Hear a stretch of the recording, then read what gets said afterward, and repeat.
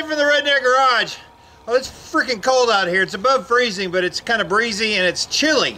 But I'm going to take two on the Prius. This is Bodywork on the Prius. If you missed the last video, go back and watch it. This is where we're at, trying to get the back rear quarter panel, the contour sanding done. So I'm going to mix up a little more Bondo. Let's see what we got going. Looks the same. I guess it's looking better. All right, you can see I got a little low spot here. I actually had to tap that in because I had a high spot on that section. The rest of it looks okay. I'm going to go ahead and put one more coat across it, and then we're going to try to do a little contour sanding and see if we can get this to smooth out. When I do this, I'm going to get my flat part done first and then contour it down into that. And it's kind of a sculpture. Then we'll prime it, take a look at what it looks like, and then of course then some more sanding, primer, and then ready to paint. Sounds easy, doesn't it? All right, so I got my Bondo here.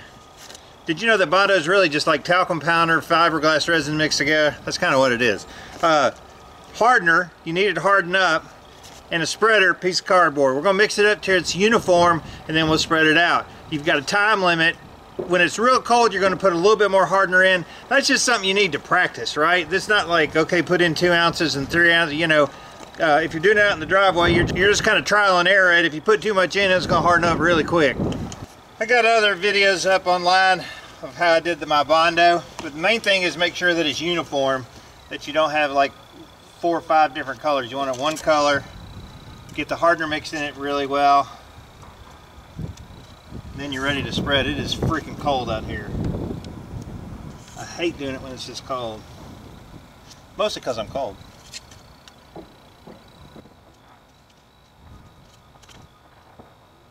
Trying to follow my original contours and leave enough where when it's sanded down it's not too low.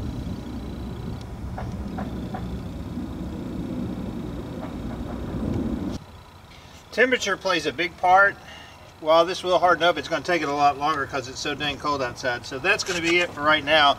Okay, I thought I'd interrupt this exciting spellbounding video on the Prius. You watching me freeze my rear end off as I try to put Bondo on in the freezing weather, and kind of talk about some tools. I've got a Milwaukee 1/4-inch socket set and a Tecton socket set, and we're going to take a look at the differences, price difference too, and kind of decide, is it worth extra money? So let's talk socket sets. This is the Tecton 1/4-inch socket set. Very versatile, comes in a case, clips closed. Very nice. I've been using it in my truck. Done great. This is my Milwaukee one. This is about a 50 piece. It's got a few little features on it. These run about $110, $120 depending on what the price is that day on Amazon. I'm putting links down below for both of these. But the Milwaukee is a little bit more polished. It's got a lifetime warranty on it.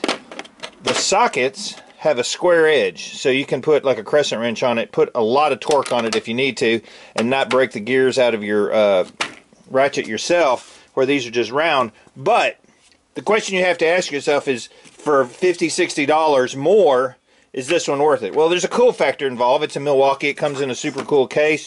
You can take this out, set it in your toolbox, and not use the case, where this one's just self-contained. But if you're looking for a great deal on a 1/4-inch socket set, the Tecton is a great deal for 50 bucks. Milwaukee, you can't go wrong. Lifetime warranty if you want to contact customer service and go through all that garbage.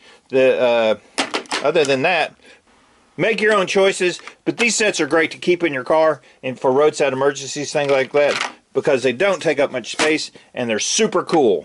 So there you go. And by the way, the Milwaukee has the most versatile sockets, anti-roll and wrench ready, whatever.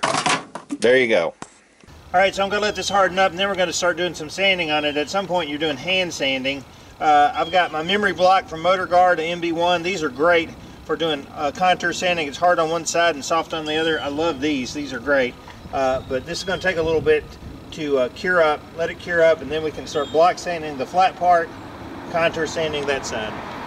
Took my motor block, and I've been hand sanding with like some 120 grit, and got it contoured pretty well. Basically, you're just looking at it, sanding down, trying to figure out where your contours weren't dented, and then figuring it out. Well, let's take a look at it. I'm about ready to spray a little primer on it so I can see what it actually looks like, because without primer, it's hard to tell.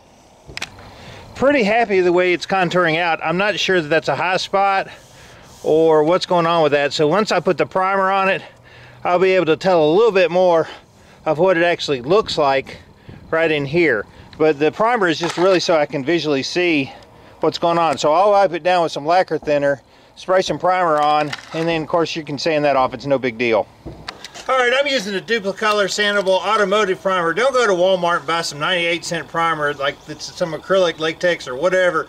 It'll mess you up. The paint will pop off. It'll be garbage. You want to make sure you use a lacquer-based thinner, especially for like guide coating, stuff like this. And I double-checked it, and that's what this is.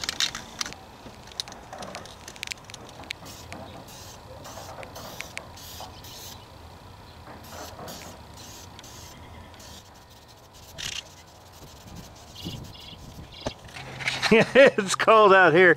The primer's running a little bit, but I can see from looking at it, I can see that I'm a little high right in this area here from comparing it to the other side. It should be even. That side's a little bit high, so what I'll do is I'll sand it down right in that area and try to make that line a little bit narrower coming across.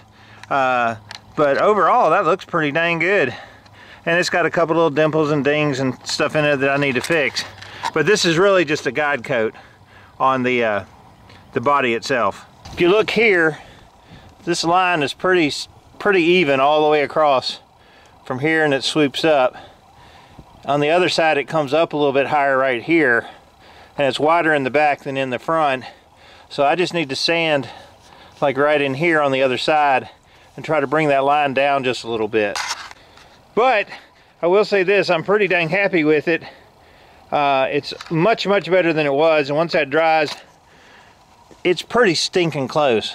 Right in here, just a little bit. Take my block sander and just run it this way a little bit, bring that line down a hair, and the contour looks actually pretty stinking good. So we'll let that dry. Hopefully the next time I put a little primer on it, it will be warmer and it won't start to run, because this is running. But being lacquer thinner, once it dries, it'll sand out just easy as pie. Okay, so that's going to be the end of the video today on the Prius. Now, I know this isn't the most exciting video, but you might learn something by watching some of the body work, or you might learn something not to do that I've done, you know, truthfully. This is really kind of production work because my son's already bought the car from me. I'm just trying to fix it before he picks it up. So I'm trying to get finished with it so I can get it out of my driveway and have him driving this stinking thing.